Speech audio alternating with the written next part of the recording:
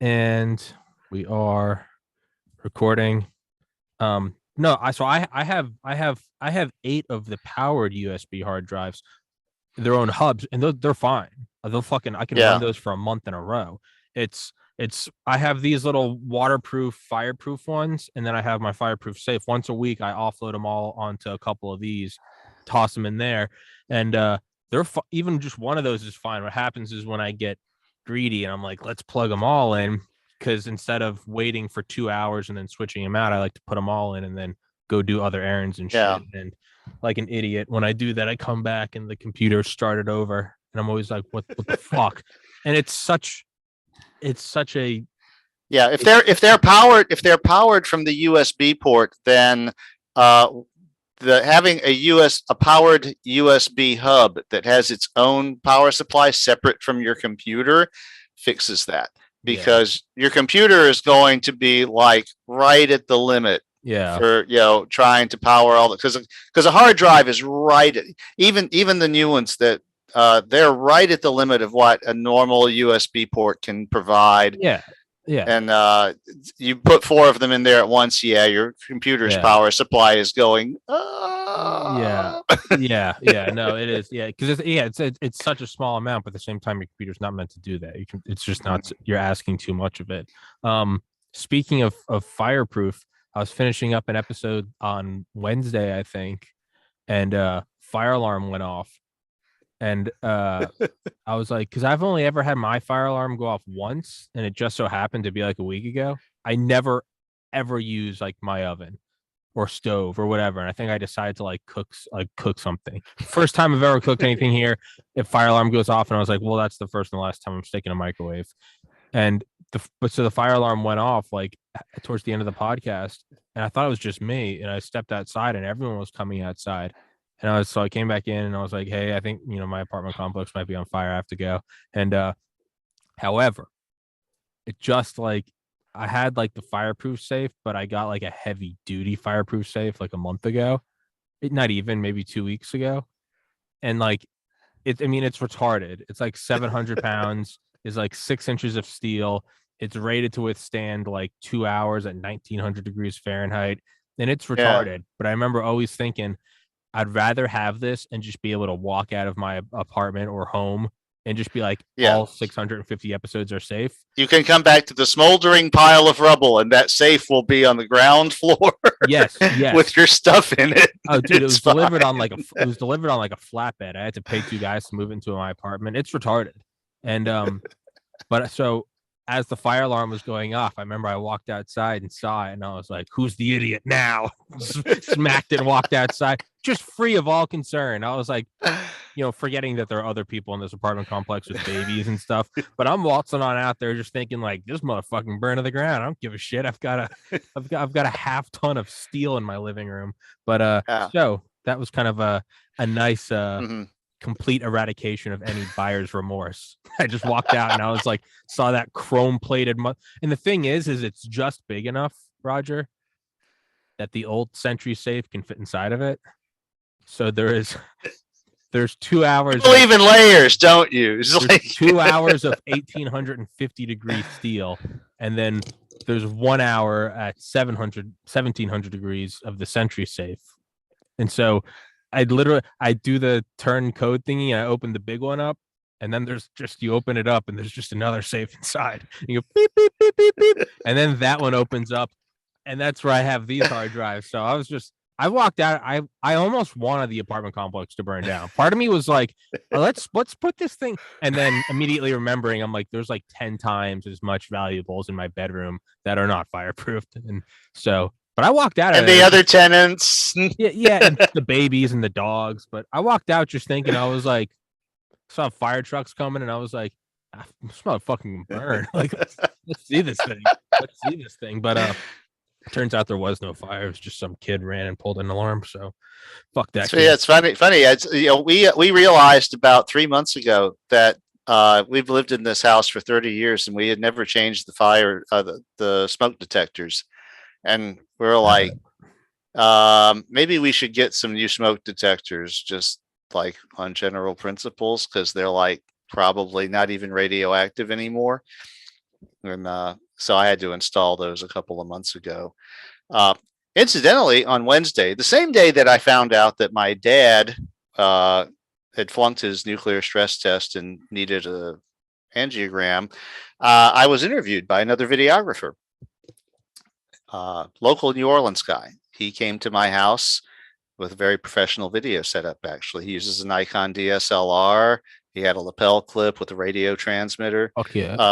And one of those barn door lights to illuminate my face on a Yeah. stand and everything. He does. He referred several times to his useless film education. He actually studied film in college. And his channel is successful on YouTube. He's actually making enough off of his monetized YouTube channel to pay the rent. Really? So he has a lot of followers. Hell yeah. Most of his episodes are about American history. And he has he's really skilled at editing. He has a little series that he's done where he plays both characters in a back and forth conversation between a Union soldier and a Confederate soldier, bantering about various aspects of the Civil War. And the way that he does it is seamless. It looks like two different people with different personalities, and the conversation flows naturally. So it's like he's also a pretty damn good actor, I guess. But he emailed me week before last and said, he had just discovered Prime Intellect and couldn't stop thinking about it. And he's, am I still in New Orleans, and could he maybe interview me about it? He said he does every once in a while. He departs from his main topic and does like a video book report. He linked to me a review he did of Dracula, and it was about an hour long, and he went through a lot of the influences and the things that came after. But of course, he didn't have Bram Stoker to interview for his book report about Dracula. So I'm very interested to see what he does with that, because that's fucking awesome, man. His stuff involves a lot of post, and I'll be sure to send you a link when that goes up so that you can see what happened with it. Please do. It's but I also told him about you and your travails with YouTube, and he agreed that it's very creepy, particularly since he's depending on it now for so much of his income. The way YouTube has been acting for the last year or so. He said one of his colleagues, who also has a very popular channel, proactively demonetized himself. Yeah. He just walked off. And I was like, well, Tommy wasn't even monetized yet. And they just freaking deleted all of his stuff, including all of the stuff I recorded with him, which pissed me the hell off. Yeah. But he sympathizes with you on your little problem with YouTube there. Yeah, man. It's I obviously that was never my problem, because not even preemptively demonetizing myself. I did such a big brain move. I just never got monetized by them. But yeah, man, it sucks, because there are a lot of people out there who, not even because they're choosing to, but just because the content they put out, they don't touch anything. They're just like, I'm an artist. I just do it. But now some of them are like, have I done something? Have I, in one of my comedy clips, did I say something about something? Like man, it's, but as I've said from the get-go, and as you always say, it's a private company that's free to do what they want, and they're free to shoot themselves in the foot.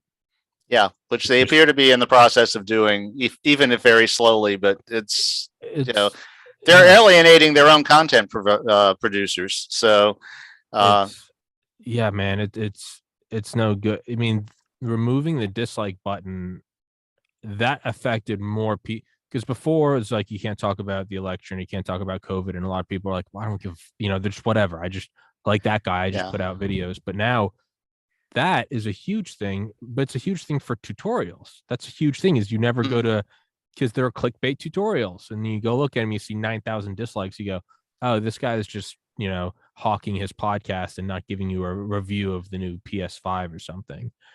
But now you don't have that. So yeah, it's fascinating. But for everybody listening, Roger Williams, author of my favorite book, The Metamorphosis of Prime Intellect, because it's the Christmas season, I will forgo threatening all of you to buy it. But once the Christmas cheer's out of here, I'm right back to verbal and actionable threats that if you don't buy this book, The dog is safe for 2 more weeks, right? Dog is safe. Says December 12th. You got 19 more days to get your act together. 2022, I'm coming for you there. But also, the podcast is 2 years old today. So that's kind of cool. But yeah, getting booted from YouTube, apartment fire alarm going off. That is the purpose of the redundancies, so that the podcast will survive in all of its glory. But yeah, aside from that, man, let's fucking get into it. Hey, you want to do some Curators reading? Absolutely, I do. Because I've been like waiting since I know for like a month and a half to do this. I'm very aware, and we can't even talk about it. But my whole scheming plan didn't work. It might have a chance of it working again. Again, if it ever pans out, I will discuss it on the podcast. But for right now, it's just going to be cryptic half sentences to Roger. But no, it didn't pan out. Not through the fault of anyone. It just didn't pan out. But it might pan out next month. Yeah, but like you haven't gotten any damn good guests ever before. I mean, it's like, I will say that I have had on 2 Rogan guests, Howard Bloom and Lindsay Fitzharris. Okay, I didn't know you had another one. I knew about Bloom. Yeah, Lindsay Fitzharris, she wrote the book The Butchering Art, all about Victorian medicine. Okay, yeah, I saw that. I didn't realize she was a Rogan guest. Yeah, she went on Rogan. I remember when I first found that out like a year ago, I was like, well, fuck, I'm never gonna get her, because I was like, her book is awesome. But it's not up yet, but I can now say it because he's publicly said it. But Dr. McCullough, who's been on this, was actually responsible for me getting booted, went on Rogan on Wednesday, and it's not out yet. But so you had him first, and then Rogan got him. Well, I was thinking I've had 3 Rogan guests, and a girl I'm friends with said, correction, you've had 2 Rogan guests, and Rogan has had 1 Tommy guest. And not that any of these people are subject to ownership by me or Joe Rogan. They're all listening to this like, I'm not Rogan's guest. My name's Howard. I'm not Tommy's guest. I'm an established doctor. I'm just sitting here just panning them off like Pokemon cards. Like, I'll trade you a Rogan for a Tommy. And it's like, these are adults. These are professionals who, through out of the kindness of their heart, gave you an hour of their day. And now I'm like, yeah, I've got a Rogan. I'll trade you a Charlie Duke. And it's like, what are you psycho? Stick to the safe within a safe in your own little delusional psychopathy. Jesus. Hey, I'm going to move my windows around here. Oh, you're a window. Roger, I'm going to go pee real quick just to preemptively. That's probably a good idea. Yeah, I'll pee again later. I don't give a shit. I don't care. I'll give the book spiel. Good. Lulu. Yes. If anybody would like a copy of my book printed on paper, then I encourage you to get it instead of going to Amazon, which is obviously the most easy thing. If you see me looking over here, that's where I have the Zoom window now. But consider going to lulu.com, LULU.com. They are the publisher of Origin, and for various contract reasons, the price will be the same. Now, Lulu has very good customer service. They're a nice company to deal with. But the thing is, excuse me, if you buy from them, they have to charge you the same price that Amazon does. They can't undersell the other people in the chain, but they give me the money that they would normally give Amazon. So that's kind of nice. On the other hand, if I understand, if you've got Amazon gift cards or credit or Prime or something like that, I don't begrudge it. I still get most of my income from Amazon simply because there are so many more sales through that channel. So that's this the speech about getting mopey. So now we'll wait for Tommy to return. I don't hear you talking, Roger. I just gave my spiel. I literally just said, and now we'll wait for Tommy to return. You know what? I don't want to hear those excuses. That's what I don't want. That's what it sounds like to me. Well, you can't kill my dog because I don't have one. Yeah, well, maybe you'll be getting one for Christmas. Well, there would be no. I'm going to give you this dog so I can threaten to kill it if you don't buy my book. It wouldn't make it doesn't make sense because there's no why would I threaten you? You're the creator of the book. Yeah, I mean, I have a copy. Yeah, no, you have a copy, so that's the thing. It's but I keep feeling like that I meant to say something and I can't think of it. I'm trying to recap my weekend. I feel like there was something in there I meant to. Maybe it's just I've been playing a zombie video game a lot, and maybe I think that there's something valuable in there that there's actually not anything valuable about it at all. It might just be that I just might have been that I played a zombie. Oh yeah, no, my good camera. That's not important at all. It was just nothing I have to say is important. These are just stupid. This is the first podcast after a 2-day weekend, which for me is a long weekend, and now my brain's kind of cooked. So, Roger. Okay. Let's jump into the readings. All right. So when we last met our heroes, you'll recall they had gone back to the witnesses who made them immortal and had met Q, the character that nearly annihilated the witnesses' homeworld by accident because they were rather careless with the unlocked downfold drive. And M was extremely unthrilled to be meeting Q again. But that was where we left things back in the 19th century when we had our last reading over the steampunk tech.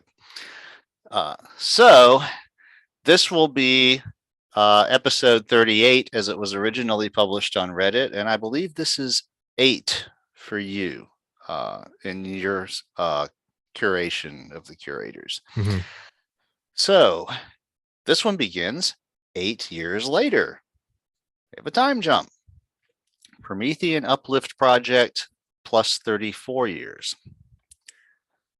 One of the artifacts I brought back with me in my shipping container of Earth Tech was a Cosmac Super Elf single board computer kit built in the 1970s. M had suggested that a simple computer might inspire the Prometheans, where more complex, harder to duplicate devices would just discourage them. And once they were making their bulky and awkward integrated circuits, they quickly figured out how to make a computer that did the same thing that the Super Elf's RCA 1802 microprocessor did.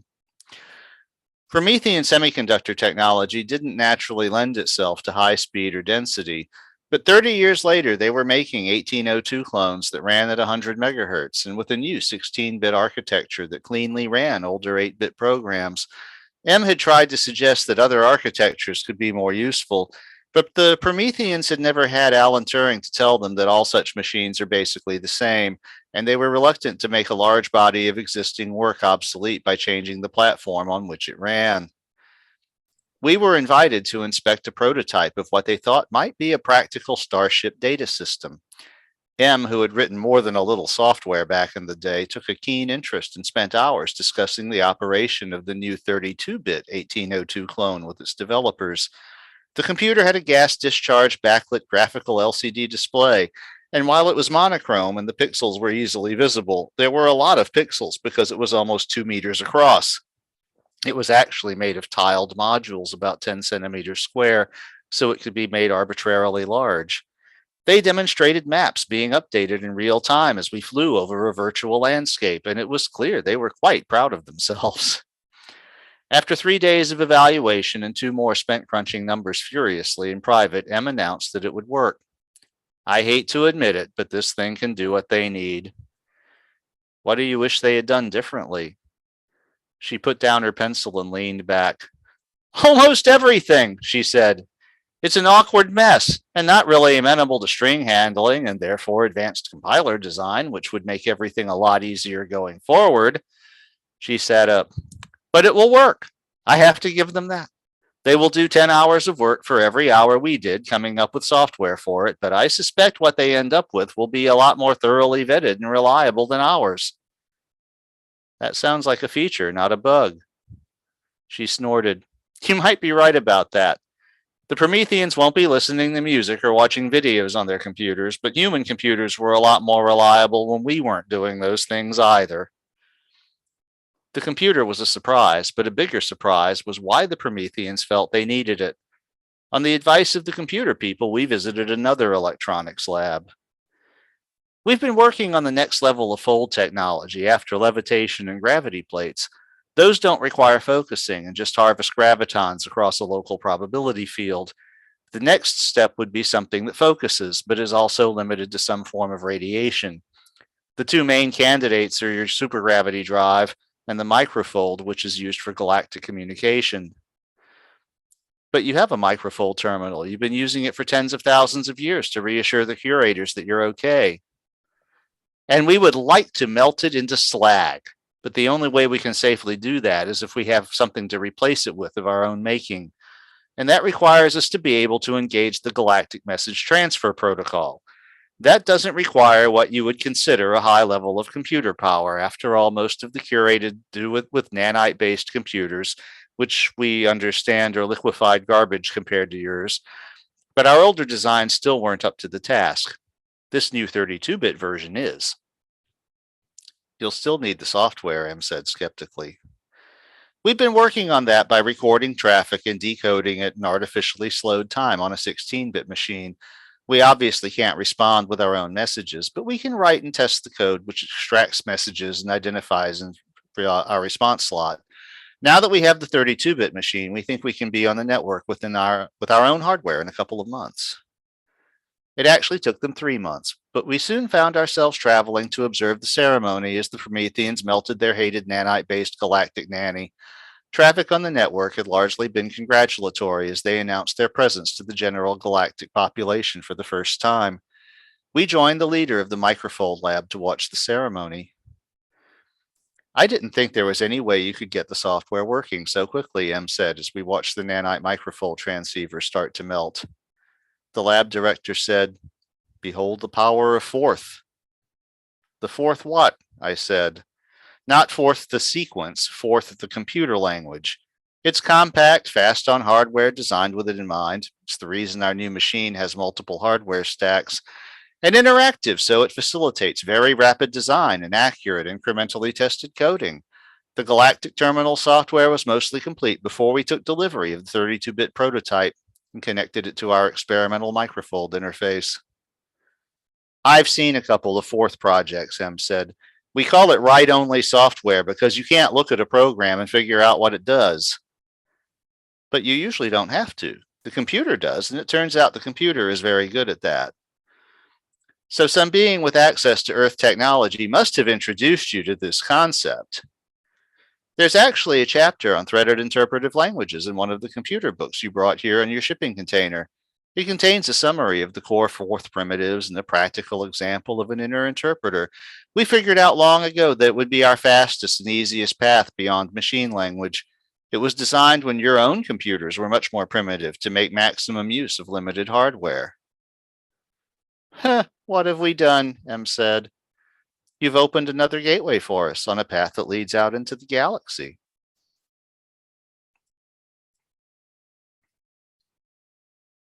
I described that in the comments as the Nerdgasm episode. Also, I have a Cosmac Super Elf computer mounted on the wall in a picture frame up here right behind the computer I'm using here. Fuck yeah. I do that a lot. Okay, part 39. Begin article. For immediate release via microfold relay. Scope, all galaxy. Section, galactic mysteries. Origin, Norma R1843, Curator, Index 829166. Translation note, names with no recorded Earth equivalents are given Greek placeholders according to current Earth CI 1742660 directive. Title, An Old Voice Finally Has Something to Say. Byline, Alpha. 70,000 years ago, the Curators quietly inserted a new world into their index in the thick of the Norma Galacticon. It was removed from the quarantine list and, as is usual, began to show up in the microfold transaction relay, acknowledging that there was a working microfold transceiver there and that it had an operator. And for 70,000 years, that's all it ever did. I actually traveled to an archivist world that keeps the best records, to be sure, and did an electronic search. All CI 829166 has ever had to say to the rest of the galaxy is ACK. Yes, we are here. But they have never asked for any further discourse with the rest of us, at least until last month. In a galaxy with more than 1 million inhabited worlds, there are going to be some oddballs, but few have made themselves as enduringly mysterious as CI 829166. 5 old ships have investigated, all finding from orbit evidence of a primitive society with no obvious infrastructure and no means of providing orbital transfer support. Until recently, that also meant no way to land and investigate. So to this day, we have no idea what the inhabitants of CI 829166 look like or why they have maintained their generational silence so completely. One hint might come from their first message. In the comment field of the transfer protocol, which they had never used before, they placed the message, "We made this ourselves without using nanites." There was also, for the first time, a content request packet asking for an up-to-date and complete introduction to the most current version of the Galactic Common Language. Needless to say, that reply was transmitted on the very next cycle. It also directed everyone's attention toward another world, Earth, CI 1742660, which burst onto the galactic stage within the last century with their own non-nanite-based technology implementing tiny starships and powerful energy weapons. All inquiries toward Earth have been met with insistent denial. They have no record of anyone from Earth or any of their colonies ever visiting 829166. They insist they didn't even know what a mystery it was in some circles because, as one official put it, why would we care? Unfortunately, it is the humans of Earth who are best equipped to investigate 829166, but they are also strongly implicated as the players who kicked 829166 out of its technological somnolescence. Negotiations are ongoing, but as their role in galactic trade has increased, humans have given up the habit they once had of making very tiny explorational starships like the infamous Grasshopper and Horsepill. The humans have had to take a productive starship out of service for at least a week to make an expedition to the normal arm of the galaxy. And while other races now have starships that can land, those are all huge nanite-based designs that might be a bit threatening if they approach the surface of any world uninvited. Meanwhile, having gotten their dictionary, the natives of 829166 have been gradually extending their command of both the language and the transfer protocol in a way that makes it very believable that they really have built their own terminal from first principles. The thing nobody can figure out is, if they had been so stubbornly incommunicative since their first days out of quarantine, how did they know enough common to make their initial request? End article. As was our tradition, the human form curator had brought a welcome fifth of Johnny Walker Blue. "Your people aren't coming yet," he said as we clinked shot glasses, "but they will come." "We are far from finished here," Em said, and I nodded. "My people are in agreement. We do not want to see your work here stop, but you have seeded it well, and a little vacation might be a good idea while this introduction kerfluffle works itself out. The Prometheans just didn't realize what they were doing when they decided to say hello." "So where should we vacate?" Em asked. "The safest place would be with the witnesses, since they know your secret anyway. That asshole Q who tried to destroy their world is also staying with them," she said as she spat on the ground. "We had an idea about that," the curator said. "You probably won't like it much, but please hear me out. It offers little risk, keeps you away from Q except for a few hours, and gives him a chance to prove he is not what you remember him to be." Em wasn't happy about it at all, but try as she might, she couldn't think of a valid reason to turn the proposal down. So a week later, we found ourselves on the plausible deniability with both the curator and Q traveling back from the witnesses' world to Prometheus. Em was doing a slow burn, but she was carrying out the plan. "I would have brought him myself, but I don't have an amplifier," the curator said apologetically.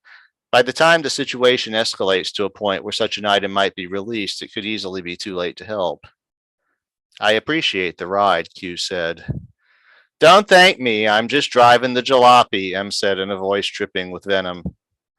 "Look, I can't change what I once was. Please consider at least the possibility that I have changed and consider how I might prove it to you." "An heroic death would do nicely," Em said.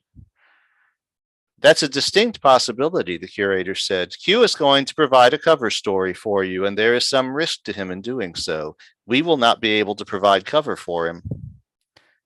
Fine, we'll see, M said. I don't see how that could possibly work, I said. Me and my bros were just trashing around the galaxy. We got in an argument, and they dumped me on this dipshit world where I eventually named Prometheus, Q said in an eerie return to his pre-Enlightenment speech mannerisms. I haven't seen him since and don't know where the ship is now. Oh, the illegal ship with the full drive that was supposed to be destroyed. You guys might be real interested in who I used to work for. So here I was in this primitive dump where they figured I'd never be able to make my way back to the galaxy again. But turns out these Promethean dudes are pretty hip to tech that they're able to make themselves, so I gave them a little help. Pretty slick, I said. But the people who are after all of us might come for you. I know, maybe Em will get her heroic death before this is over. If so, I'm okay with that. This is pretty high profile on human worlds at the moment, the curator said. It would be quite risky for them to pull anything on the recon visit. And with this ship gone, we think it might be a bit difficult for them to justify another clandestine run to try and extract Q. If they haven't tried in a month or two, it will almost certainly indicate a lack of will. It's costing them a fair amount of revenue to sideline a ship for this visit, and there is almost exactly zero profit for anybody to make by repeating it. And one thing Earth is all about is the money. Even our colonies think they're crazy now, you finished. Yeah, we should wake up and smell the nanites, M said, finally finding something to complain about other than Q. An hour later, we had dropped Q off and were on our way back to the witnesses. Okay, M said, now that she could breathe a little easier. What do you think the chances are of the stupid plan succeeding? Well, on the point of giving you cover so you can come back safely in a few months and continue your work here, we're pretty sure it will work. His presence will neatly explain what happened here, and there's no reason for anyone to come back once that explanation is in place until the Prometheans are in a position to trade on their own. That's unlikely to happen for at least 30 or 40 more years, even at their highly accelerated rate of development. So I guess Q will be vacationing with the witnesses for a while afterward? Not really. There are 7 more unaccounted for full drives, and we're sure there must be other ships like this one. They will almost certainly send an extraction crew after him. Q is well versed in how his former masters think. Q is himself well trained, but his heart isn't into violence as it was when he was a highly effective commando. I consider his chances of surviving this less than 10%. Does he know this? M asked. His estimate is less than 5%. Yay for Q then, M said with a heavy sigh, and we made the rest of the trip back to the witnesses in silence.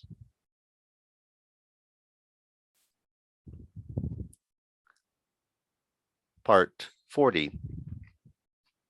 6 months later, still Promethean Uplift Project plus 34. Begin article. For immediate release via microfold relay. Scope, Earth and Human Colonies. Section, Humanity, fuck yeah.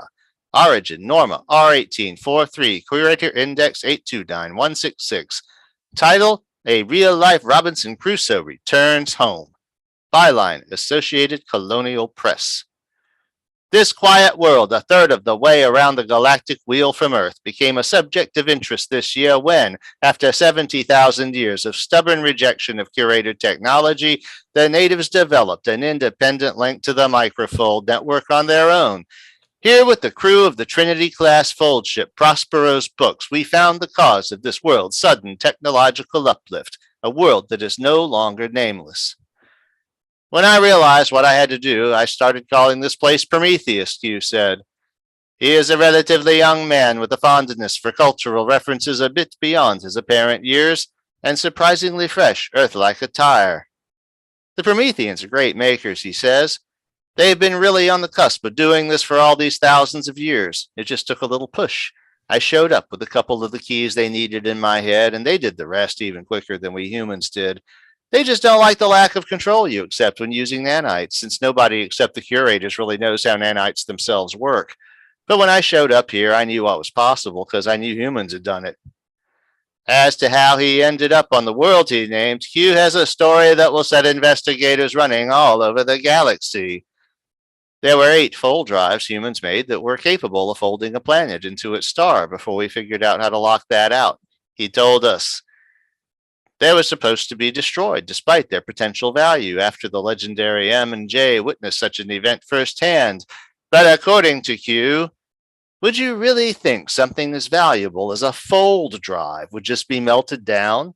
And because they were being diverted illegally, the people who got them were not the best. Q will not talk about how he was recruited or the missions he ran before becoming marooned. We have a lot of freedom, he said, being basically mercenaries. We were trashing around the galaxy, doing what we were told and called, and otherwise doing whatever. One day, my buddies decided to visit this obscure world, which is off the quarantine list, but had no commerce with the rest of the galaxy. Next thing I know, my crew was left without me. In retrospect, I realized my first mate was almost certainly banging my girl. And in those days, I would have killed them both if I had found out. What do you mean in those days? One of our reporters asked. 20 years on an alien world will change your perspective, he said. Today, I just hope they're happy. And now they also have your fold ship. I suppose. I have no idea where it is, and I don't suppose it was ever really my fold ship anyway. The people who hired us probably considered it theirs. The investigation team is wrapping up its work here, where the Prometheans have already built anti-gravity air cars and may be making their old fold drives within a decade or two. When the report is complete, it will be made available to the galactic community. We still do not know the fate of Q's fold ship or the others he suspects were illegally made with the drives that were supposed to be scrapped, and more investigations have already begun on Earth following these accusations. The Prometheans have been sending ACK to the microfold network for tens of thousands of years. One of our researchers reminded Q, why didn't you just get them to send a message for you? They had sabotaged the nanite transmitter they hated so much so that no more advanced communication was possible, he answered. My only hope was to get them to the point where they could call for help by some other means they would be willing to actually use. The team has talked extensively with the Prometheans who have verified every element of Q's story in detail. We will be leaving soon and closing a mystery that has perplexed the galaxy. End article. What the actual fuck, M said after she scanned the printout. Is there a single truthful thing in this whole pile of horse shit? Not really, the human form curator said, and that's by design. The design of taking credit for all of our work. If you take credit for your work on Prometheus, the people who you think are after you will know where to find you. She closed her eyes. So do you believe they are really still after us? Probably so. And that would mean Q is taking a large risk. The people who once employed him know many of those statements are lies too. But something has to explain to the galaxy how and why the Prometheans surged forward just when they did, almost in the footsteps of humans. You do not want to be that explanation yourselves right now. I think I'm done with this, M said. I don't see how I can keep going forward. This would be an odd time to give up, the curator said. And why is that? Now that the crisis is passing, the Prometheans are very eager to show you their first spaceship. Spaceship? How can they have a spaceship? They don't have a drive. They don't have a fold drive, but they do have supergravity as well as control and navigation systems that you've seen. They've built a small test ship to test their ideas on space-based systems and explore their solar system. It won't be capable of interstellar travel, but it should be able to reach any world in their solar system within a matter of days. What about life support? I understand they have a fairly advanced plan for that, but we hadn't really heard anything about work on life support systems, and he wouldn't give details when pressed. We had to wait for the Earth expedition to depart Prometheus anyway, and were only mildly surprised that Q went with them. We gave it a couple more months to blow over before returning to Prometheus ourselves. By then, there was a general galactic consensus that the Prometheans should be left alone unless they asked for more company, and the human news agencies reported that the galactic Robinson Crusoe Q had decided to settle in one of the larger cities on the rustic human colony of Pretoria.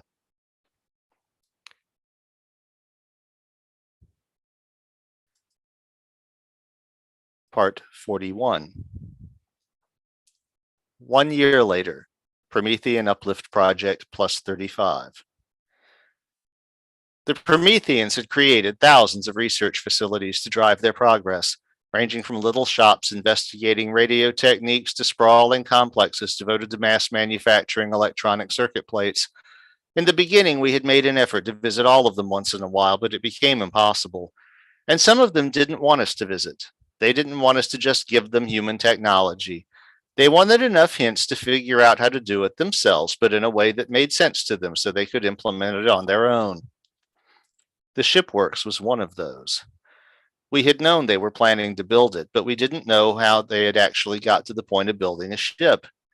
As we approached the coordinates we were given and the plausible deniability, we were puzzled to find the site dominated by a 3-story tall spherical greenhouse. We were greeted warmly, and M asked where the ship was. This resulted in some of the coughing fits we recognized as Promethean laughter. "Surely you couldn't miss it on your approach," one of the techs said. "It's the tallest structure here." "The terrarium is your ship?" One habit we've decided to adopt from your people is the naming of our spacecraft. This first one is called the Gift of Guidance. As a race that lives in small groups and values parenting and teaching, we have a neutral excuse for choosing such a name. But of course, it is your guidance we specifically celebrate. It was, indeed, a huge glass sphere with 5 glass landing fins and a boarding tube taking the place of what would have been a 6th. It had 3 decks, clearly visible, all also apparently made of glass. "It's Cinderella's spaceship," I said brightly, and M gave me a nasty look. "We showed you metalworking techniques," M said. "Why in the world would you use glass for the hull?" "Our hull is 20 centimeters thick and tempered. We calculate that any projectile that could breach it would go through even your toughest metal-hulled ships like tissue paper." We boarded. The lowest level was engineering and navigation. This is where the computers were, in a circle around the perimeter. Since it was near the bottom of the spherical hull, it was small, with a 2-meter wide working area between the perimeter instrumentation and the spiral staircase in the center that gave access to the upper decks.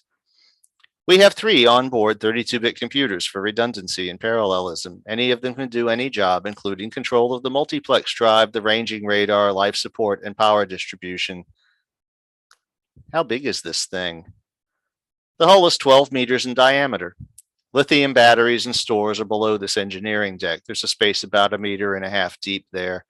If you look straight up, you can see the multiplex drive in the center of the hull sphere. It's about 1 meter in diameter, so about 10 times the mass of your supergravity drive.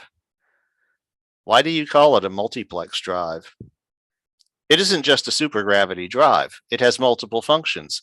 Since it was going to be fairly large no matter what, we decided that by adding just a bit more functionality, we could give it some other very useful functions without making it that much bigger.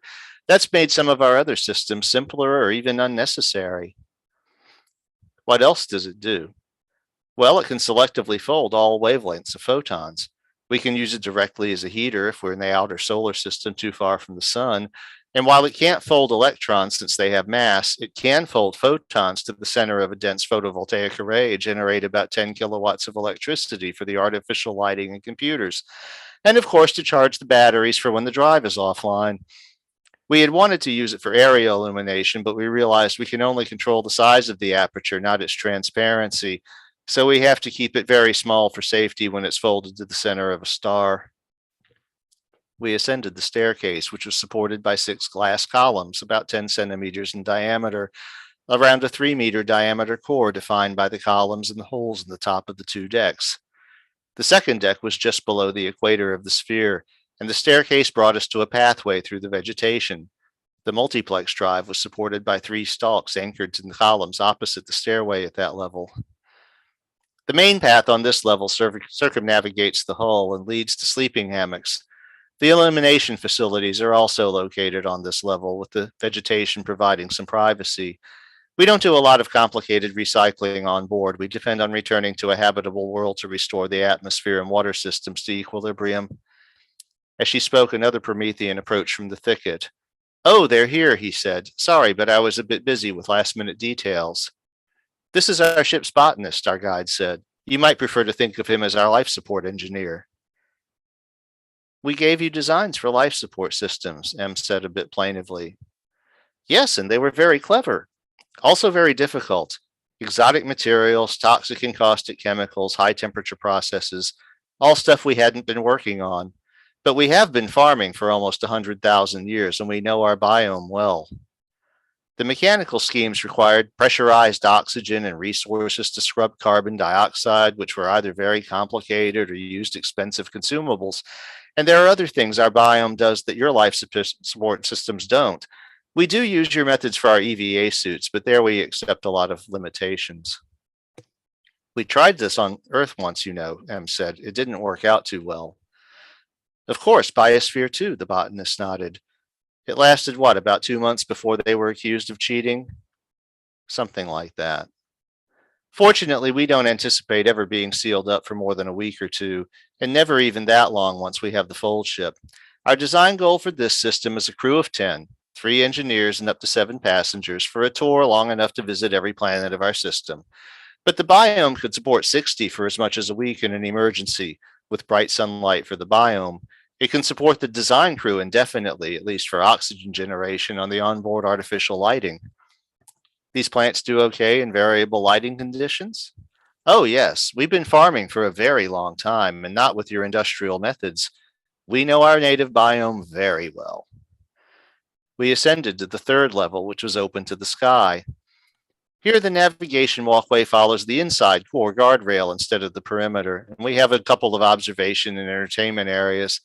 This is where we do food preparation with an electrically powered kitchen and where we would normally gather to eat or have a meeting. This deck is 11 meters in diameter, but the hull gets quite close to the deck near the perimeter. It feels very solid, M said. Just how much does this thing weigh? The glass totals 200,000 kilograms. The biome, soil, biomass, and support features are another 120,000. All in all, the whole ship mass is about 400,000 kilograms.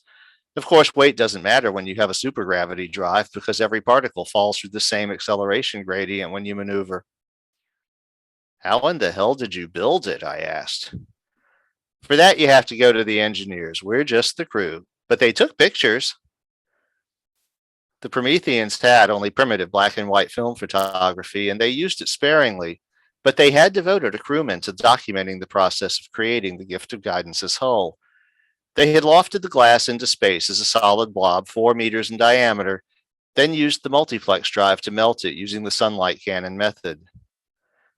You built a weapon? M asked. No, we built a furnace, which was your first intended use for the same device. Wearing EVA suits, we used the drive on an open platform space sled to get it high enough to take some time falling, and then used compressed gas pumped in through a steel pipe to blow it into a sphere, as your Earth glass blowers do. Didn't take a terribly high pressure in the vacuum of space. It's remarkably uniform, M said.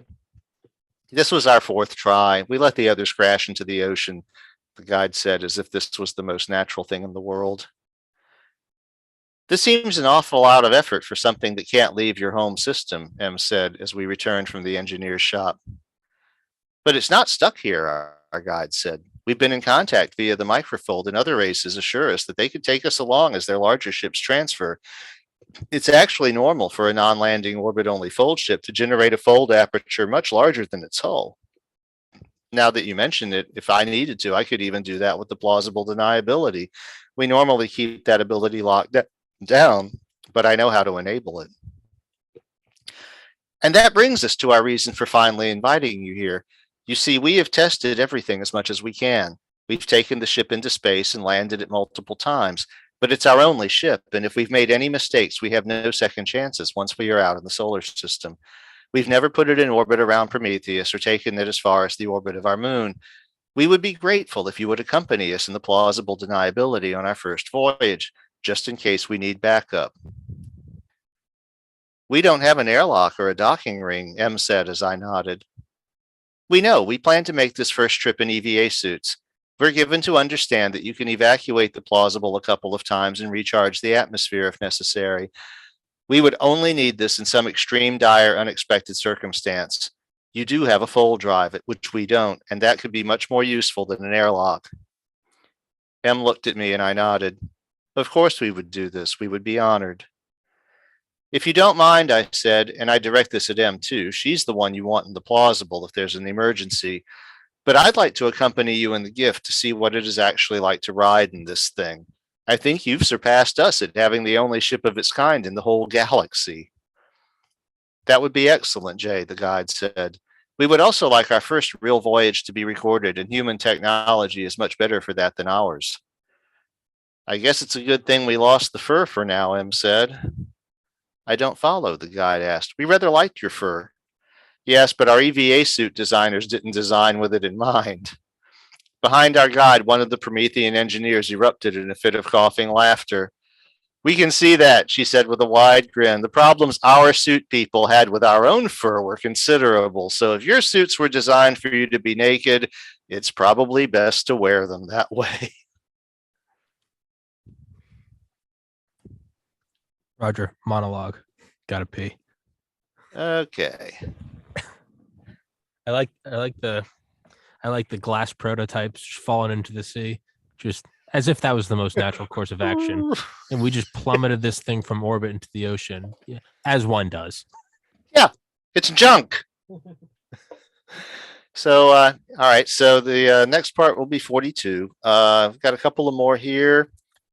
After today's reading, we will have another 7 episodes, which will finish book 1, which we'll presumably do next time I'm on Tommy's show.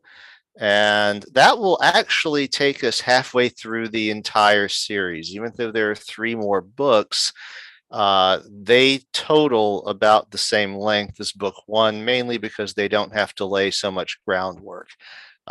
And each of them is thematically different. They shift different focuses. So book 1 is getting ready to wrap up. This is our story of the humans, us humans, figuring out kind of where we stand in the galaxy. Not so much making a place as figuring out where we are. And as the series progresses, we will start to become a little more active about making a place for ourselves. But that's a story for the upcoming books. I heard a thump. A bump, a bump.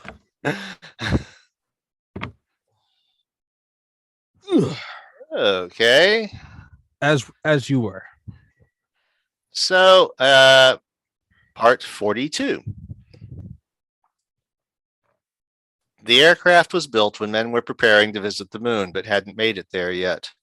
For 65 years, it flew captains of industry and entrepreneurs to the meetings and work sites that would make the human world possible. For a few years, it flew a notorious pornographer, and a decade later, for a little while, it flew the leader of a popular fundamentalist church. Eventually, it was eclipsed by newer craft that were lighter, faster, more fuel efficient, and needed less maintenance. And one day, its owner decided that it wasn't worth the engine overhaul that was soon to be due. It was flown to Arizona to be wrapped in plastic and stored in the desert in case someone might one day need its fabulously expensive frame or parts. That was its last flight as an airplane. 3 months later. Neither the gift of guidance nor the plausible deniability had a way to recover the air that would be lost to space when the door was opened for an EVA. Since the plausible had no airlock, it had to recharge from gas canisters, but even though its cabin was small, it could carry a lot of those. Em had been sleeping on them for 2 weeks. The gift didn't have high-pressure gas cylinders because the Prometheans had no industry for making them, but it had the advantage of a separate airlock and a biome sphere that held a hell of a lot of air. Evacuating and recharging the airlock dropped the biome pressure by about 20 millibars. Still, on its first grand tour, we were conservative and used the lock as little as possible. We wore our EVA suits for the first few days, but when it became clear the ship was handling acceleration and inter-system temperature gradients well, we started sleeping naked per the ship's intended design. There isn't much that can go wrong with a giant glass sphere other than something so catastrophic that you don't really have any way to deal with it. But we were testing the Promethean drive technology harder than it had ever been tested before. It had to power the ship and generate several different kinds of fold fields, sometimes simultaneously. The glass plate-based multiplex drive was prone to glow during maneuvers and at ship night when it was charging the batteries. Actual area illumination on the gift was by gas discharge tubes, what humans would usually call neon lamps, except that most of them were actually filled with carbon dioxide to provide whitish light. Humans had once actually tried the same technology at a few places in Europe before the Second World War, but incandescent and later fluorescent lamps proved more compact and easier to power. The Prometheans did use other gases, red neon for exits and emergency equipment, and lavender argon to outline working control panels.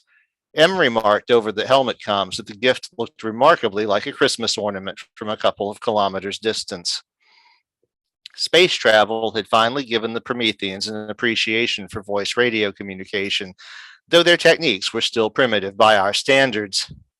Our human EVA suit radios used frequencies and modulation techniques that were well beyond Promethean means, so M and I could only talk to one another when suited. But we did have a Promethean voice transceiver on the plausible, so we didn't have to use Morse code anymore. They had finally developed amplitude modulation for their own EVA suits and realized it just worked better in a spaceflight work environment, although Morse was still more reliable in noisier marginal situations. The aircraft was occasionally looted as it waited in the desert, almost immediately giving up its radar and engines, but later surrendering interior fittings, control linkages, and other parts that were no longer made for other still functioning aircraft of its type. Then one day, humans found a use for pressurized tubes with windows that the aircraft's original makers had not anticipated. Engineers pored over old pencil and pen engineering drawings and declared it a potential candidate for their project. The wings and tail were removed, and the fuselage was driven 1,400 miles. In those days, in the United States, all travel distances were still reckoned in miles, to a facility where other airplanes had already been made into humanity's first interstellar spaceships. The engineers cut the fuselage just past the aft internal pressure dome and just ahead of the bulkhead forward of the boarding door. They removed the landing gear and installed fixed stands with automatic leveling jacks, since in its new life it would not need to land at high speed and roll to a stop. The old landing gear bays became deployment bays for exterior instrumentation. The nose was replaced with a titanium framed geodesic hemisphere of tempered glass plates. After the drives were installed, the protoship was flown at low altitude under its own power back to the desert, where it was pressure cycled a dozen times to 3 times Earth's atmospheric pressure, and all the joints were then x-rayed. When it was demonstrated to the full drive makers, somebody loudly snorted, "Looks like a suppository." When it was given to famous test pilot M and her companion Ambassador J to replace the increasingly obsolete Grasshopper, J chose to name it Horsepill, and it would wear that name until it was scrapped again on the occasion of their retirement. After a quick flyby of the barren Mercury-like world, we settled into orbit around the Promethean system's third world. Unlike Mars, it had liquid water and wasn't frozen solid. What it lacked in the long term was a moon to stabilize its rotation, but it had geological activity, a thick atmosphere, and water, making it one of the more interesting candidates I've ever heard of for terraforming. It was tempting to land, but our mission was more to test the equipment than to explore, so after a couple of days in orbit, we moved on to the gas giants, which, like Sol's, had a rich assortment of worlds the Prometheans had only ever seen as fuzzy dots. After M and J retired, the Horsepill was returned to the desert, its full drive transferred to a larger and more capable craft to aid Earth's diaspora to the colonies, and it languished for more decades. Then one day a transaction was conducted and a flying transport picked up the inert hull and took it to a different place where much of the equipment was makeshift. The Fold drive hadn't exactly been stolen, as its owners considered themselves its legitimate owners, but it had been diverted from a promise that it would be destroyed so that it could not be spectacularly misused. They didn't do a lot of work on the old Horsepill, although they did paint it black and give it a more impressively martial name. Then they mostly used it for covert black ops, which were absurdly easy since most of the galaxy had no concept of human security measures. And one day the order came through to bring back M and J, who were hiding on a world that had been identified through logs recorded by their original ship's drive. 6 astronomical units out from the Prometheus' star, the multiplex drive turned out to be a wickedly effective space heater. With her instruments, M reported that the gift really looked like a Christmas ornament in the infrared. M shattered us in the plausible as the gift swooped and dove among the moons of a giant world. Since the Prometheans had crap for instruments, I did a lot of the data recording with my cell phone. It wasn't ideal, but these would be far better images than the Prometheans had ever gotten of their own system, despite its limitations. I had a feeling back on Prometheus, they might be taking more of an interest in imaging technology once we got back. The covert refitters of the old Horsepill had not invested a lot of effort in engineering checks. They just wanted a craft into which they could plug their full drive and fly. And the fact that the craft had sat in the desert for several decades since its last mission did not interest them. The ship flew well, but had never in all of its history as a spaceship stayed in space for more than 4 days at one time. As the Promethean system survey stretched into its 4th week, thermal cycles and continuous atmospheric pressure finally took their toll on a welded seam forward of the boarding hatch. M was EVA suited and strapped in case there was a sudden emergency on the gift she might have to attend to, but she wasn't wearing her helmet. When the seam cracked and ripped loose, the split reached the line of rivets holding the forward geodesic observation hemisphere to the craft, and the force of over 50 tons of air pressure unzipped them in less than a third of a second. The hemisphere was blown off, and the blast of air leaving the ship blew everything that wasn't fastened down out through the front, including M's EVA helmet, which she wasn't wearing because nobody expected an emergency on the plausible as they were doing their tests on the gift. She had about 15 seconds to appreciate what was happening before the vacuum took her consciousness. We can't raise M, the test master told me as we were doing another calibration cycle of their drive. Do you think she might be suited? No reason for that, I said. I was wearing my helmet since the possibility of the sphere failing was still not completely discounted, and some of the tests we were doing would stress it. I raised a comlink and saw a flash out of the corner of my eye. For practical reasons, our suits have strobes to let us locate each other when comms are active. The flash of light was far away from where I expected the plausible to be. Can we get a searchlight on the plausible? I asked. Easily, the test captain said over the intercom. The multiplex drive flashed, and a bright beam of light arrowed out from the drive through the transparent hull toward the plausible. The beam wasn't visible in space, but the fainter cousin of our sunlight cannon lit up the plausible like inter-system daylight, even though it was almost 5 kilometers away. It was clear that something was very wrong. Plausible deniability was surrounded by a cloud of debris, and there was no glint of its faceted canopy hemisphere. We are on our way there, the test captain said before I could ask.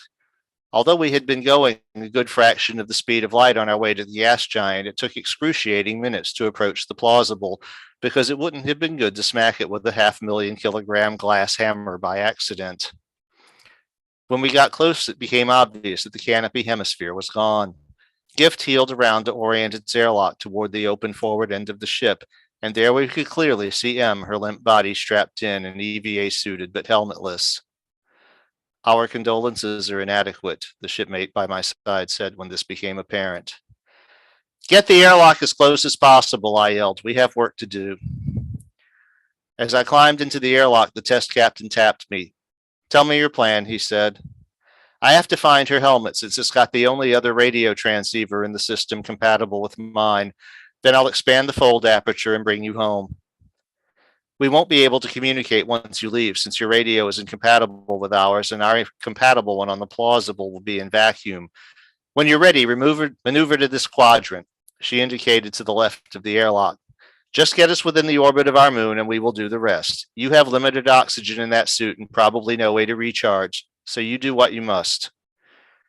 M has told me many times without irony that the most dangerous thing you can do on a spaceship is leave it. The Prometheans got me within 3 meters of the open front of the plausible, but even that took half an hour of careful work, because at close quarters, the supergravity drive interacts with the thing you're trying to dock with. When I jumped, it was with the understanding that if I missed, I would probably die in space. But in good company, I reasoned. I made the leap, crashing to the deck behind M's body as the gravity plating got me. All the plausible systems seemed to be working normally. I gave a thumbs up signal to the crew of the gift, then hit the comlink button. Fortunately, the debris field wasn't too strung out yet, and I easily caught the flash of the helmet strobe. I unstrapped M's body and, not completely trusting the gravity plating to stay up, secured her to the back of the ship with bungee cords before taking the pilot's seat. It took about 20 minutes to chase the helmet down, mainly because of the supergravity drive interaction.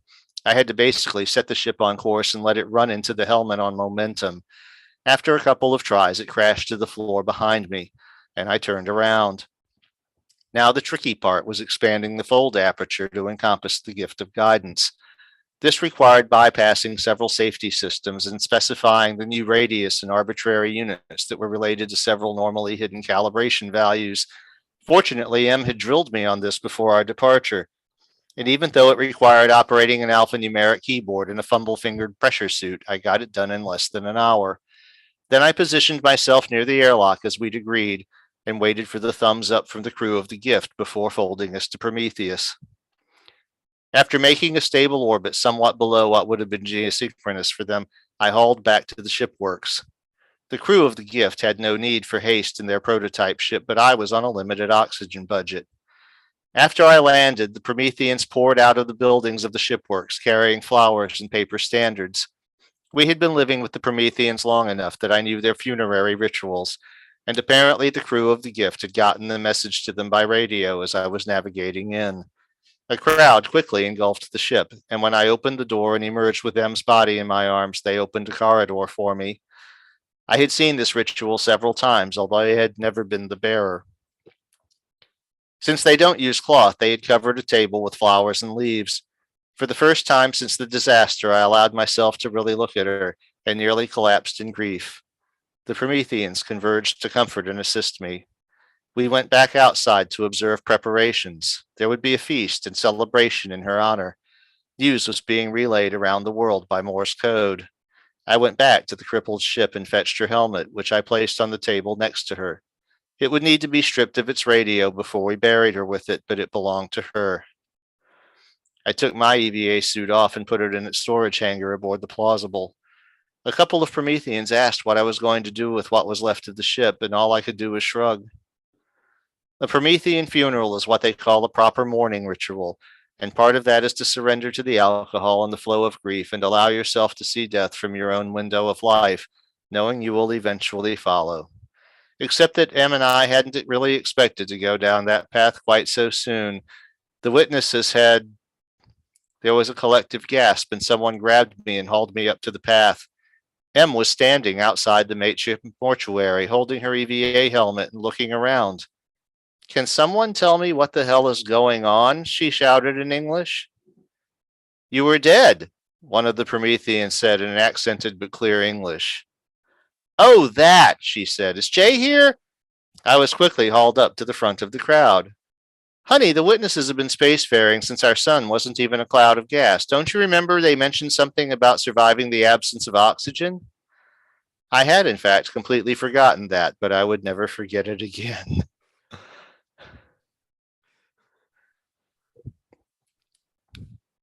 And part 43. After M's funeral turned into a celebration of her survival and ran its course, the shipworks people brought us home by air car. We left what was left of the Plausible at the shipworks. We could have flown it home at low altitude ourselves, but I could see that M was not in the mood for anything like that. 6 days later, we found our old friend, the human form curator, waiting for us when we returned home from dinner. He was bearing his usual gift, stupidly expensive earth liquor, this time a fifth of Chivas Royal Salute. The good 38-year stuff, not the 21-year stuff mere mortals can afford if they skip a paycheck.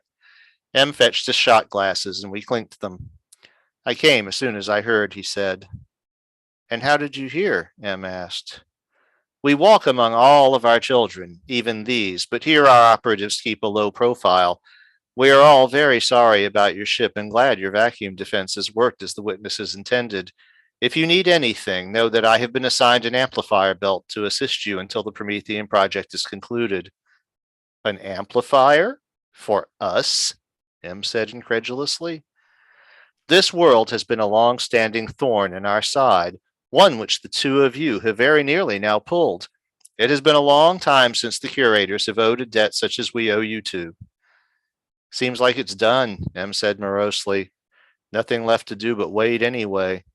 If we could go home without getting hunted down and dissected, I'd already be ready to leave. But then you would miss the best part, the curator said. And what part is that? Em countered. The part where your children fly, he said with a sense of gravity.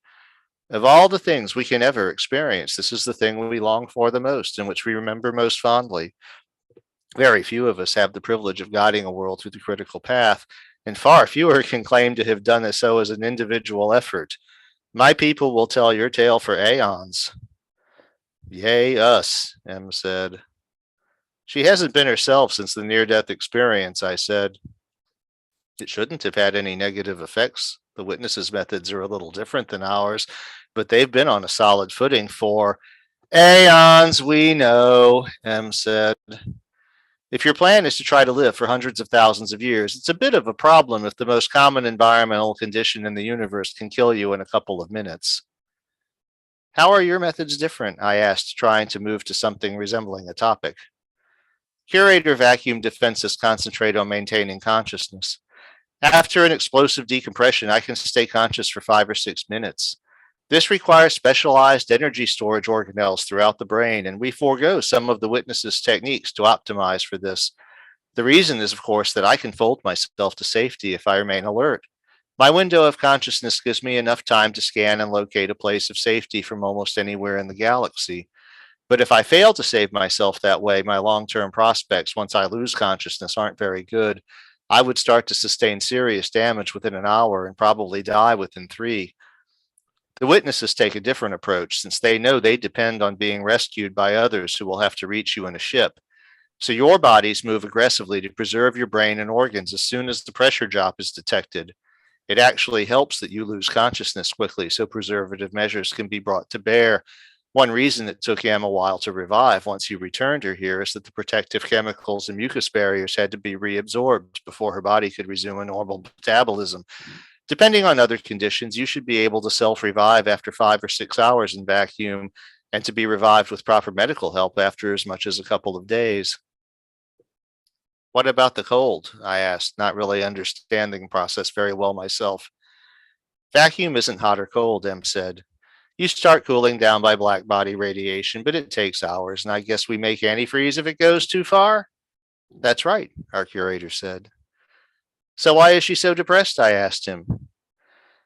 Maybe it's the giant plate of crow I have to eat now, Em said as she sat up a bit. We just looked at her. I didn't know about the survival package, and I remember what I felt as I watched the dome blow away. I had enough time to be glad I wouldn't have to face up to how wrong I'd been. Dying was preferable to have to endure the embarrassment of being so wrong before so many people who had trusted me so much. She sighed. Then I fucking woke up. I don't understand, the curator said. I think I do, I said. She's been ragging on them for years about settling for tech that is far more primitive than what we really offered them. The biome for life support, the glass hull, the glass plate drive tech that will never be quite as good as our silicon wafers. She thinks they've settled for an easy but soft path. And I was wrong, Em said heavily. Wrong about everything. If I had any tendency to believe in God, I'd see the plausibles blow out as a rebuke for my arrogance. It's somehow even worse. I know it was just my own stupidity paying off. I think you're being a bit harsh on yourself, the curator said gently. If we've done so well, if we've earned the praise of future aeons, have you stopped to ask yourselves just what it is about the Prometheans that made your methods fail and ours succeed? We wonder that every day. They own everything they do, I said. For good or ill, they take responsibility. This makes them very serious about the provenance of all the tools and materials and techniques they use. For them, failure is tragedy and worth any cost to avoid. The Prometheans have a sharp sense of humor, but we have lived here for over 30 of our years, and I have never seen a Promethean laugh at another's failure.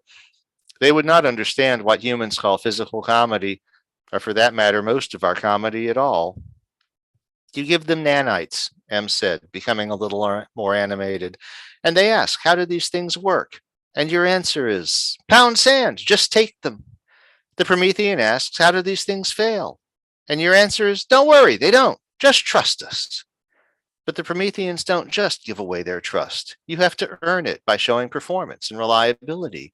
You know they had a much more sophisticated technology than anyone realized when we arrived. You pride yourselves on how the nanites make a post scarcity society possible, but the Prometheans had achieved that on their own, all through methods of agriculture and handicraft and social organization that they fully understood. What you offered to them to move beyond that began with an uncertainty of dependence that they hated. But how can an agrarian existence begin to compare with what we showed them was possible? Promethean society was much more advanced than anyone realized when we arrived here. It looked primitive, but they're keen observers and they do make modifications to their environment to suit their purposes. They're just very careful about it. I just spent a few weeks on a ship with a Promethean biologist, and when they say they understand their biome very well, they're not kidding. They are selective about where they try to live and what they try to achieve. They haven't kicked their ecosystem the way we did on Earth, and so it remains relatively stable and very productive. They've practiced agriculture in a way that preserves biodiversity. And while antibiotics were a miracle for them, they already had many medicines, some very effective, which they harvested from plants and animals. Their response when something goes wrong, like a drought or a famine, is to move en masse, and the entire population pitches in to help the refugees resettle. Then, if they were so comfortable, how did you get them to progress? We showed up in a ship that was obviously the product of human craft and told them that we had gone from their level to making such things without mystery gifts, so we knew that it could be done. We made sure that each advance brought them something that they could both use and fully understand. They trusted us because we promised them that they would be able to make everything we gave them on their own, and at each step we followed through on that. They just saw the nanites as an instrument of control, M said. You had been giving them true knowledge for millennia, which was a big reason their society could work so well. Then one day you show up with magic Lego bricks and no explanation of how they work or how they were made. Well, I suppose that's fair, the curator said, since the nanites were meant as an instrument of control. Nice of you to admit that, M said evenly. We always meant for our children to progress beyond using our nanites, but at a rate we could control. I guess we made them too well because nobody ever went beyond them until you came along. We didn't go beyond them, Mem said. You didn't let us know they existed, so we went past them. Perhaps you should have done that elsewhere sooner, he said a bit contritely. He poured us another round of stupidly expensive shots. It appears we have our own plate of crow to feast on. I still don't understand yours, though, Em. Glass doesn't work hardened, she said. You can inspect the stresses within it with a couple of polarizing filters in ordinary light. They read what we brought them about metallurgy, and they came to the conclusion that even we didn't understand it to standards they would accept. And they were right. We use metal because it's light and strong, but when you have supergravity in the fold, it doesn't need to be lightweight because the whole thing accelerates evenly, no matter how massive it is. I spent so long flying airplanes that I couldn't wrap my head around that, even when they were trying to tell me. They built the most beautiful spaceship I have ever seen, and I told them they were fools. And she sobbed. You have nothing to be ashamed of, the curator said very positively. And how would you know? If they have shown you an error of your ways, you and Jay have shown us an error of ours that we have been stuck with for 70,000 Promethean years. I'm sure even the Prometheans, with their formidable circumspection, have made mistakes too. We had to rescue an air car which was out of control when one of their early pressure suit experiments went wrong, I said. M nodded. And how did they deal with it? They had a nice ceremony for the poor fellow who died, and they redesigned the suit and their procedures to try and prevent it from happening again. Just as we curators are learning and thinking about how we will approach our critical path children in the future, as well as the changes humans are making in the galactic economy now that supergravity and small fold drives are becoming more common. Regret your wrongness, certainly, and definitely learn from it. But unless your wrongness has affected trillions of people on millions of worlds, know that someone has been more wrong than you and for a much longer time. Em laughed for the first time since I'd rescued her. I guess that's something, she sniffled. I would bet that even the Prometheans would say that wrongness itself isn't the sin. It is failure to learn from your wrongness that is. Learn from your mistake and move on. And know that you have been instrumental in correcting a much larger wrong on our part, which we must move past too. He emptied the bottle into our shot glasses and then said, Someone is approaching. I'll go for now, but I won't be far as long as this project is ongoing. When the knock on the door came, it turned out to be the director of the shipworks. I hope I'm not intruding, he said, but we've been busy and we have a proposal for you. We invited him in. He spread out a small poster filled with Promethean engineering drawings of a spherical ship. I hope you don't mind that we've taken the liberty of doing some measurements on your ship and its systems, he said. We were hoping to get you spaceborne again. I don't think I could ever trust it again, M said. You were right about glass, and I was so very wrong about metal in the long term. Well, we looked into the possibility of replacing the observation dome, but yes, we were very uncomfortable with making a junction and wondering about the rest of the metal hull.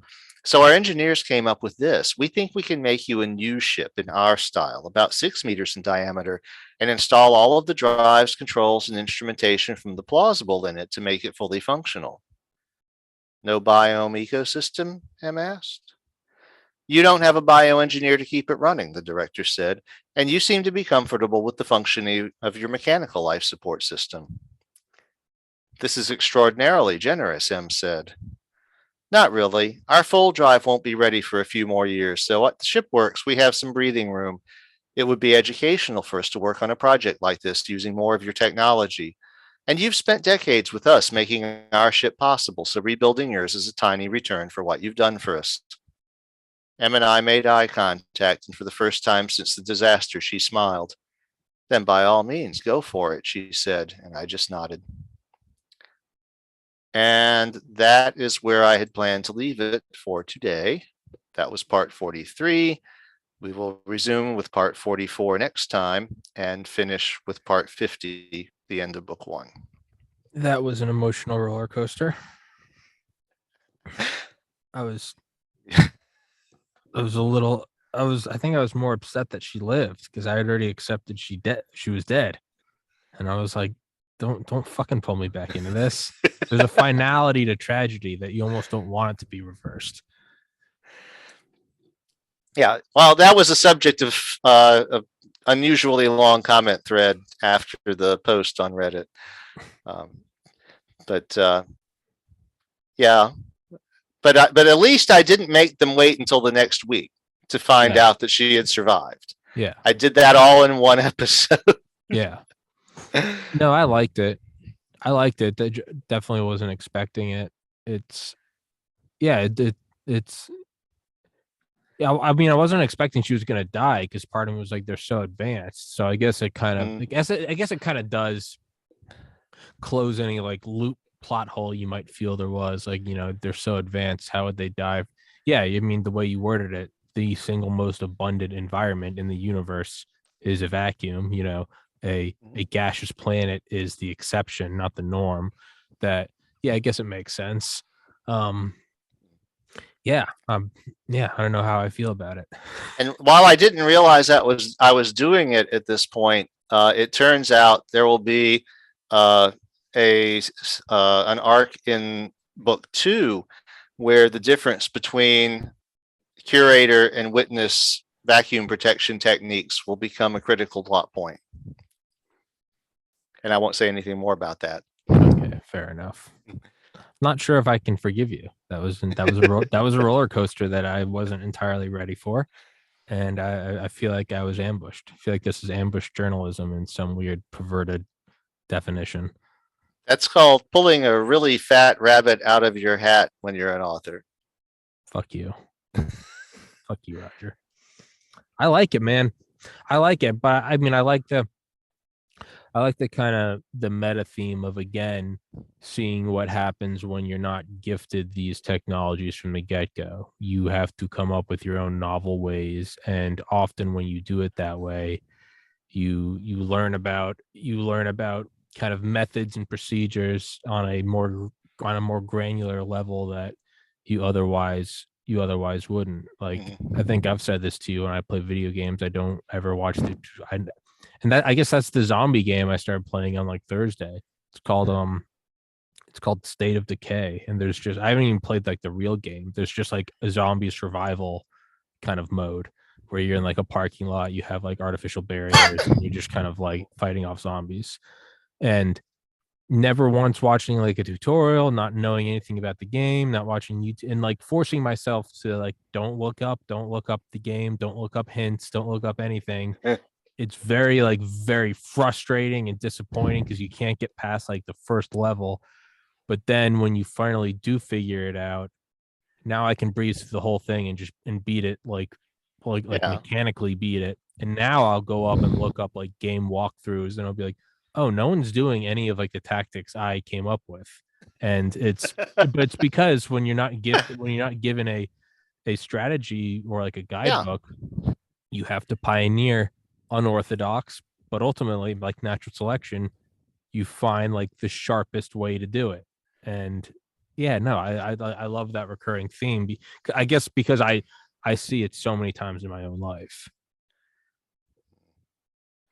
Yeah. The idea, of course, the whole Reddit is humanity. Fuck yeah! It's about Yeah, the supremacy of humans and human ways of doing things. And I wanted the Prometheans to be kind of an intermediate thing between the rest of the galaxy being the inferior not humans who are not doing it because well they were given everything so they're still like children in that regard, and the Prometheans showing a different way that uh, somebody like us might have come about, and also us sort of being the parents yeah, that made them a galactic species. They will be back too. Um, yeah. No, so I'm mine's just turning, just kind of thinking about it. I mean, I guess you could almost argue that that would be one way you could say that it's not a bug, it's a feature, would be to not give some populations these tools, and in turn now you're sort of outsourcing the work of fine honing your own advanced nanites by seeing how can someone else break through. In that sense, it's a pleasant surprise, but it's also kind of a brilliant form of outsourcing. mhm. Yeah, I mean, it's their curator friend admits that. Well, yeah, nanites cannon were meant as an instrument of control, so that our Yeah. children wouldn't get out of hand, and well, maybe we made them too well, which is a thing that you see in some human communities too. Hmm. Um, which with the way that we raise our own children, and uh, there is this is a very large arc in the underground history of American education, um, about the way schools are designed, which the basic design of Western schools was lifted from Prussia, where they were explicitly designed to keep the lower classes stupid so that they wouldn't be able to overrun the government and the upper classes. And people from our hemisphere visited this and went, wow, what a great idea. We need to do this. So the curators have kind of made a similar mistake, or maybe it wasn't a mistake, or maybe it was not a mistake in the day, but it's become a mistake because they did it too well. Um, I would say that we've done the lesson from Prussia a little too well in schools ourselves. America has that American has that old we got that problem with going to terrible places in the world and being like brilliant. Bring Yeah. it home. The Nazis Oh, did what? All right, yeah, sure, bring him back. And I was like, wait, no, we're supposed to kill him. No, we'll look how kill many them. look how many ways the lesson we learned from World War II was, damn, those guys almost win. We need to be more like Let's them. tap it. Yeah, it wasn't just let's demolish it. It was let's tap the. What'd you guys do in Unit 731? That's terrible. Here, we'll change your name and give you a visa. Yeah, come show us how to do it That better. who knows? That might be the most. That might be the sort of survival of the fittest. Maybe that's what you have to do is you find the high command of whatever enemy almost beats you and you cannibalize it. I'm not saying it's right. I'm not defending Yeah. it. I'm just maybe that's not the course of evolution. That's what you do. Well, and there have been civilizations that sort of took that thing, instead of conquering their conquered peoples, they pulled them in. It's like the Egyptians adopting the religions of the people they conquered into their own pantheon. So it's like, no, you aren't, outsiders. It's like your gods are really cool. They'll make a great addition to our pantheon, and they can schmooze with our gods, and everybody's cool with it. Of course, they didn't have technology at the time the way that we do now, but uh, at the same time, it's like we took sound recording and stuff like that the Nazis had developed and proceeded to make use of it. Jet engines, of course, rockets. We didn't go, well, this is Nazi tech. Which, if you think about it, think of the contrast with the Nazis, themselves rejecting certain technologies because, well, this is Jewish science. Yeah. And they screwed themselves that way. Yeah. So that was actually a good lesson that we learned from it, which was, don't do that. It's like, just because you hate these people and you had a big war, don't dismiss their creativity and their accomplishments, because this is stuff that you can make use of too. Which was really also a lesson that we learned from our own Civil War.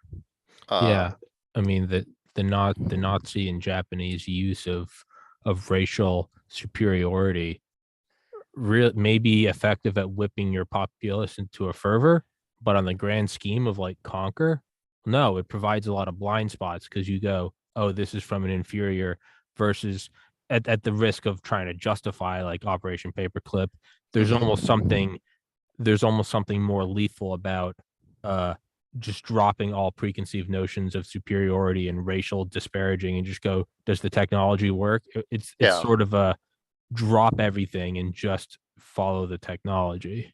We also had the advantage of not considering the Germans racially inferior. So it wasn't a stretch for us to look at their technology and go, damn, these guys are good. The Japanese had a big problem with that. The Germans themselves had a big problem with that, with regard to other things. They had a grudging admiration for us. Their attitude toward Americans was that we had mongrel strength, like they were purebred, super dogs themselves, but that we were like mutts and that we had strength because of that, but that we could never quite be on their level. And of course, we had all these natural resources that we were exploiting, which filled the gap, and so they had this whole mythos about that, but they didn't really have the ability to say, well, these guys are doing it better than we are. They honestly thought that they were better at everything. And they were honestly astonished whenever anyone proved otherwise. Did I ever tell you about the local restaurant that we have, Nuvolari's? So we have a restaurant in Mandeville, Louisiana, named Nuvolari's. It's one of the oldest restaurants in Mandeville. It's a very nice, classy place, but no one knows why it's named that. Well, they have a story on the back of their menu. Taddeo Nuvolari was an Italian race car driver, and there was a Grand Prix, and the Germans showed up with 5 or 6 drivers in the best German engineered cars, everything state of the art, and they were completely confident that they were going to take this thing. And Nuvolari shows up in a demonstrably obsolete, not even new Italian race car, and through simple just daring and incredibly good driving, ended up winning the Grand Prix and smoking the Nazis. And that was one of those things. It was like the Olympics with the Jesse Owens and all. That was one of the points where the Nazis got their racial preconceptions handed to them on a platter. And we didn't really have that problem with the Germans. And the Germans really did have better technology. They had a fetish for it. And we had no problem going in over there and saying, okay, yeah, these guys are rocket scientists. They're smart. We need to learn what they know. and not getting caught up in, well, they're inferior. How could they possibly have done something better? But all of these other guys who were wrapped up in World War II, even some of the allies, had this problem of not being able to accept that the enemy was human and potentially on the same level as you. Of course, the Japanese, they had the whole thing, and the thing with the Japanese is, of course, their technology was a sad joke compared to everybody else's. Yeah. But well, except maybe the Chinese in that era. But so everybody was looking at through this lens of racialism, and everywhere they looked at it through the lens of racialism, it was stupid, it was a mistake, and they ended up screwing themselves, including the Germans, because that's why they never had an atomic program. I mean, if they hadn't fucked up Operation Barbarossa and chased all of their Jewish scientists over to our side of the Atlantic, they could have very seriously had their own Manhattan Project, very possibly. They would have had the resources and the know-how and probably the will, which that's an interesting dynamic there. And there's a little of that in this segment of the Curators too, because the Prometheans distrust everything except what they can thoroughly understand themselves. And so, the Curators have been giving them all the usual gifts, the writing and the fire and all that stuff to advance their civilization up to the point where they showed up with the nanites. And then the Prometheans are like, well, what are these things? And I said, well, no, don't worry about it. And obviously, it's mentioned in an earlier episode I read last time that they had a major philosopher who was, one of their great philosophers who said, this is bullshit. These are not something that we have any understanding of or control over. Yes, they sit up and dance for us, but for how long? And we don't want these. Unless you want to tell us how they were made and how they work, this is not something we want. We know how our plants work. We know how our ecosystem works. We know how the other stuff, the how to make fire, all this. We know these from basic principles, but these things are just magic. And you haven't explained to us why we can trust them if you decide to take them from us. And of course, it's been demonstrated much earlier in the story that if the Curators want to, they can take them from you. They are backdoored. Yeah. So yeah. The Prometheans are actually right about that. The civilians found that out the hard way. William Arkin, former Army intel officer who I've had on this podcast a couple times, in his book, The Generals Have No Clothes, it actually puts forward a fantastic argument that the U.S. military, for all intents and purposes, is actually like 2 times larger than it is. And it's because we provide all of our allies with like radar systems, missile systems, aircraft, tanks, and then they buy all the spare pieces. But a lot of the stuff only works most lethally when in network with the US. Yes. And the network is the thing we don't give away. So like, although we maybe, and I'll just use random numbers, let's say the US military has 1,000 jets, 1,000 tanks, and 1,000 boats. Although it's already, we know that, ours is bigger than the rest of the world combined.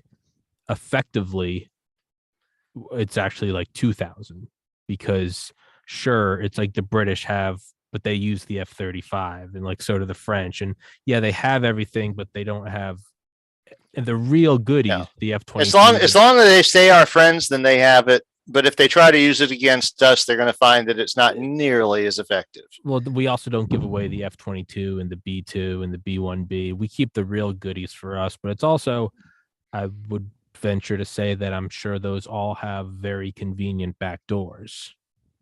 I guarantee you, if someone ever turned against us, wow, what a weird thing. All your F-35s just keep crashing. I mean, to think that we wouldn't do that is just giving us too much credit. That's exactly what we would do. America, for all of its good and its bad, is the most evolved empire. and whatever replaces us will be the most evolved. But we are the most evolved empire, from learning to take the top Nazis or top Japanese to whatever, to learning misinformation, to learning just controlling the shipping lanes of the world. We are the most lethal empire, for better or worse, just purely from a strategic standpoint. Even from the whole, hey, drop the, you sort of drop your own ego. And the Nazis, okay, the Americans are less, they're inferior to us, but they just lucked out because they had more natural resources, versus like, no, don't come up with any excuses. And it's like that German tank commander who said one Nazi tank can take on 4 American tanks. Well, how did the Americans win? Well, they always had 5. And it's, Yeah. we just took that mongrel sort of retard force and we were like, okay, maybe the Nazis are super, who knows? Maybe they are super, fuck it. We'll just build more. Who cares? The Yeah. Japanese are fervor. All right, well, we'll just open the sun on their cities. Like, there is something that's almost comes from just drop the ego. I don't care who's inferior, who's superior, just demolish the enemy, however that must be done. And that is a form of superior strategy, until, of course, at some point in history, when that is replaced, and it will be, as every empire before us. As much as I love this place, we are another empire. And to think that we aren't going on the same trajectory as every other empire would be faulty. That would be a fault. That would be a superiority complex fault. History doesn't repeat itself, but it rhymes. Yeah, exactly. It's so, who knows? But on that note, Roger, let's wrap this up because I got to piss and I got to go to Walmart because I'm an idiot and leave my grocery. I wait until I don't have any food to go get food, which is just there's no logic to it. So when I keep kicking back grocery shopping, it finally gets to a point where it's like, well, I don't have any calories to ingest. And now I have to go. It doesn't matter if I'm tired and it's cold. I now have to go. Even the Doritos are gone. When everything's gone, there is one thing and one thing that will remain, and it is the 700-pound steel safe. But that does not provide calories. It will survive. It will survive all else, except I need to go get food. So with that, Roger, let's wrap this bitch up. We will resume on Sunday. And everyone go grab the book, Metamorphosis of Prime Intellect, and look forward to the next readings. See ya. All right, Roger. Take care, buddy.